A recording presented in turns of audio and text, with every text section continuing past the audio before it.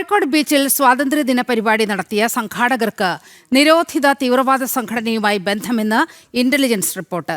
സംഘടനയുടെ സ്ഥാപകനും പ്രധാന സംഘാടകനുമായ പൂന്തുറ സ്വദേശി നയാസ് ഇല്യാസിന് PFIയുമായി ബന്ധമുണ്ടെന്നാണ് കണ്ടെത്തൽ. കേന്ദ്രമന്ത്രി സുരേഷ് ഗോപി ഉൾപ്പെടെയുള്ള നേതാക്കൾ പരിപാടിയിൽ നിന്ന് വിട്ടുനിന്നു. പാട്ടിന്റെ കൂട്ടുകാർ എന്ന സംഘടനയുടെ പേരിലായിരുന്നു കോഴിക്കോട് ബീച്ചിൽ പരിപാടി സംഘടിപ്പിച്ചത്.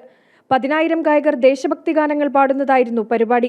സംഘടനയുടെ ഫൗണ്ടറും പ്രധാന സംഘാടകനുമായ പൂന്തുറ സ്വദേശി നയാസ് ഇല്യാസിന് നിരോധിത തീവ്രവാദ സംഘടന PFIയുമായി ബന്ധമെന്ന ഇന്റലിജൻസ് റിപ്പോർട്ട് പുറത്തുവന്നതിന് പിന്നാലെയാണ് കേന്ദ്രമന്ത്രി സുരേഷ് ഗോപി ഉൾപ്പെടെയുള്ളവർ പരിപാടിയിൽ നിന്ന് വിട്ടുനിന്നത്.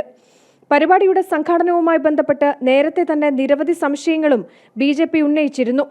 10,000 പേരെ എങ്ങനെ അണിനിരത്താൻ ഒരു സംഘടനയ്ക്ക് കഴിഞ്ഞു? ഇതിന് ഫണ്ട് എവിടെ നിന്ന് ലഭിച്ചു? പരിപാടിയുടെ സംഘാടകർ ആരൊക്കെ? തുടങ്ങിയ കാര്യങ്ങളിൽ അന്വേഷണത്തിന് വിധേയമാക്കണമെന്നാണ് BJP അടക്കമുള്ള സംഘടനകൾ ഉന്നയിക്കുന്നത്. ജനം, കോഴിക്കോട്.